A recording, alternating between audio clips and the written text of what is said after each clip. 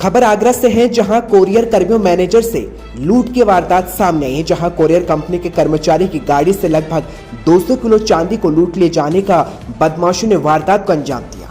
सूचना पर उच्च अधिकारियों के द्वारा त्वरित घटनास्थल पर पहुंचकर टीम को गठित किए गए, साक्ष्य भी जुटाए गए, लेकिन इस वक्त बड़ी लूट का मामला सामने आया है, जहां 200 किलो चांदी की लूट की वारदात को अंजाम दिया गया है। एडीजी राजीव कृष्ण ने पूरी जानकारी दी है। पूरा मामला सदर थाना क्षेत्र के रोहता का बताया जा रहा है। फिलहाल पुलिस आगे की कार्रवाई में जुटी है।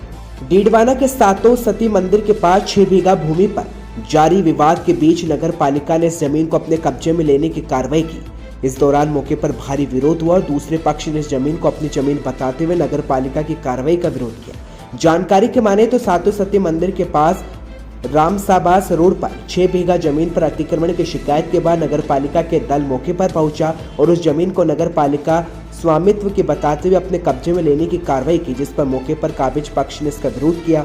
विरोध को देखते हुए नगर पालिका अधिशासी अधिकारी के साथ तहसीलदार पीडी व्यास, राजस्व निरीक्षक सहीराम और डीडवाना थाना पुलिस भी जाब्ते के साथ मौके पर पहुंचे और समझाइश की। बाद में प्रशासनिक अधिकारियों की मौजूदगी में जमीन का नाप चेक किया गया और तब जाकर नगर पालिका ने जमीन को अपने कब्जे में लिया, जबकि कब्जाधारी पक्ष ने प्रशासनिक अधिकारियों, नगर पालिका पर दलालों और भू माफियाओं से साठ-गांठ के आरोप लगाए।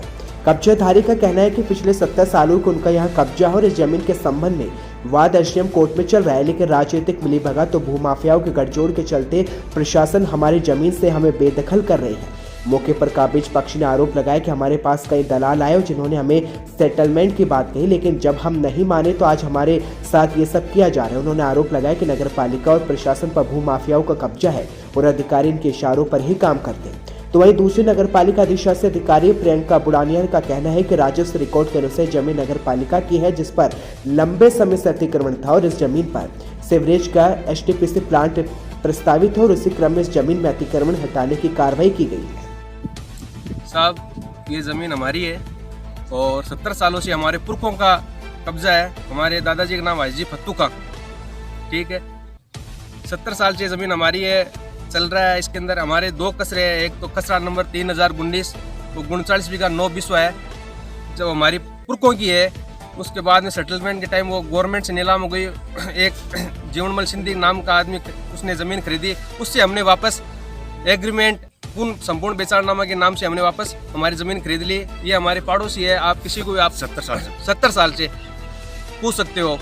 एक हमारा कसरा है, ये 3211 6 बीघा 1 बिस्वा, इस पे हमारी 70 साल से ही हमारा कब्जा है और इसका एसडीएम कोर्ट के अंदर दावा चल रहा है।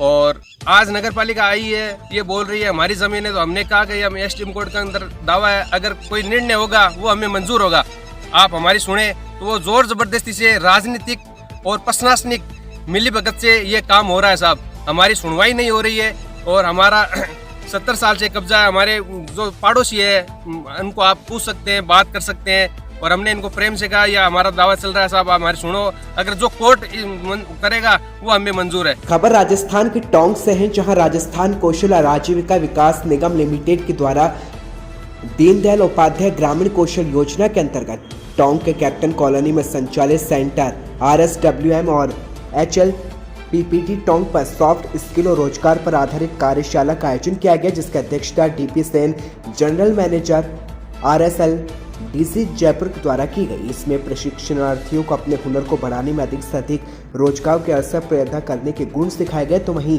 राज्य सरकार के द्वारा बेरोजगार प्रशिक्षणार्थियों के लिए राज्य सरकार के द्वारा चलाई जा रही कौशल प्रशिक्षण योजनाओं की जानकारी भी दी गई। इस मौके पर शिव प्रताप गुर्जर जिला कौशल समन्वयक द्वारा कार्यशाला के उद्देश्य पर भी चर्चा की गई। प्रदेश में विधानसभा चुनाव में युवकों की अब धर्म के आधार पर बांटने की कोशिश को लेकर कांग्रेस के समर्थन में उतरे IMC के मुखिया मौलाना तोकीर रजा का विवादित बयान से अयोध्या के संतों में नाराजगी है। दरअसल मौलाना तोकीर रजा ने कहा कि मुस्लिम युवा चुनाव को अगर अपने हाथों में ले तो हिंदुओं को सर छुपाने की जगह नहीं मिलेगी। महंत सत्येंद्र दास वेदांती ने कहा कि कांग्रेस पार्टी का दोहरा चरित्र है। एक तरफ तो कांग्रेस पार्टी कहती है कि सबके साथ है और बीते दिनों मौलाना तोकीर रजा ने हिंदुत्व को लेकर बेहद ही विवादित बयान दिया, जिसने अपनी पार्टी में शामिल कराया गया। इसको लेकर उत्तर प्रदेश के चुनाव में उतारने की तैयारी में है। तो वहीं कांग्रेस का दोहरा चरित्र सामने आ गया है। जिस तरह से हिंदू और सनातन के साथ हिंदुत्व विचारधारा के प्रति दोहरा चरित्र दिखाया, ये किसी से छुपा नहीं है। वहीं आपको बता दें, तेजस्वी छावनी के संत जगत गुरु परमहंस दास इस विवादित बयान पर दुख व्यक्त करते हुए मौलाना तोक़िर रजा पर आरोप लगाया कि अभी कुछ दिन पहले हिंदुओं को लेकर भड़काऊ भाषण दिया था। मौलाना हिंदू मुस्लिम को आपस में लड़ाना चाहते हैं और अब कांग्रेस पार्टी का समर्थन उन्हें मिला है। इससे लगता है कि कांग्रेस पार्टी पूर्ण रूप से आतंकवाद संगठन बन चुकी है। मुझे बड़ी हंसी भी आ रही है कि किस तरह से जो दोहरा चरित्र कांग्रेस पार्टी दिखा रही है। ऐसे एक तरफ तो बताती है कि हम हिमायती हैं और दूसरी तरफ दिखाया जा रहा है कि अभी कुछ दिन ही पहले, अभी बहुत दिन भी नहीं हुआ होगा, और कुछ दिन पहले रजा साहब ने इतना हिंदुत्व के प्रति और हिंदू विचारधारा और सनातन के प्रति इतना विवादित बयान दिया था, और आज उसको उसने अपनी सदस्यता शामिल कर ली और उसको उत्तर प्रदेश में सरकार में उत्तर प्रदेश में चुनाव लड़ाने के लिए भी तैयार है, सीट भी देने के लिए तैयार हो चुकी है।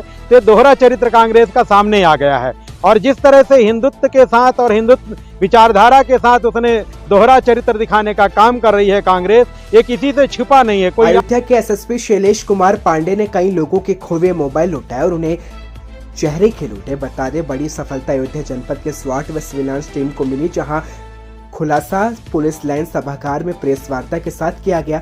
एसएसपी शैलेश पांडे के मुताबिक लोगों के पास से गायब हुए 60 मोबाइल फोन बरामद किए गए और उनके मुताबिक अधिकांश लोगों के अयोध्या दर्शन करने के दौरान मोबाइल फोन गुम हो गए थे। तो वहीं एसएसपी के मुताबिक सर्विलांस टीम के द्वारा बरामद सभी 60 फोन विभिन्न कंपनियों के बरामद किए गए और विभिन्न जनपदों से मोबाइल गुमशुदगी की रिपोर्ट लिखवाने वाले आए लोगों ने अयोध्या पुलिस की प्रशंसा की। एसएसपी ने सभी को उनका मोबाइल फोन सौंपा और उन्होंने मोबाइल की कीमत करीब 10 लाख रुपए बताई।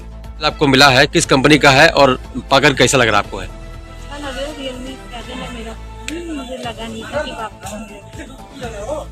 तो इस सराहनीय कार्य पे ये कि मुझे उम्मीद तो नहीं थी कि मेरा फोन मिलेगा, तो बहुत अच्छा काम हुआ है कि फोन मिल गया। हाँ जी, लगता नहीं कि फोन मिल जाएगा। फोन कब गायब हुआ था आपका? 1 महीना हुआ। तो ये फोन किसने दिया आपको? ये फोन मुझे मेरी दादी ने दिया। यहाँ मैं अभी यहाँ एसएसपी, तो क्या कहेंगे इनको आप? थैंक यू बोला। क्या नाम आपका है? मेरा नाम मानसी है। कहाँ से आई आप? जिले में मोटरसाइकिल चोर गिरोह लगातार सक्रिय है। जिले में गाड़ियों की चोरी की घटनाएं भी लगातार सामने आ रही है, जहां पुलिस विभाग भी परेशान है। चोरों के गिरोह को पकड़ने के लिए पुलिस अधीक्षक डॉक्टर यशवीर सिंह ने अपनी मॉनिटरिंग तेज करते हुए सदर पुलिस और एसओजी टीम ने संयुक्त ऑपरेशन चलाया, जिसमें वाहन चोर गैंग पर निगरानी रखी गई। पुलिस टीम ने जमुआर नाले के पास वाहन चेकिंग कर रहे थे, तभी भीमापाल से व्यक्ति आता दिखाई दिया। जब वाहन चेकिंग के लिए दस्तावेज मांग की गई तो कोई दस्तावेज नहीं दे सका।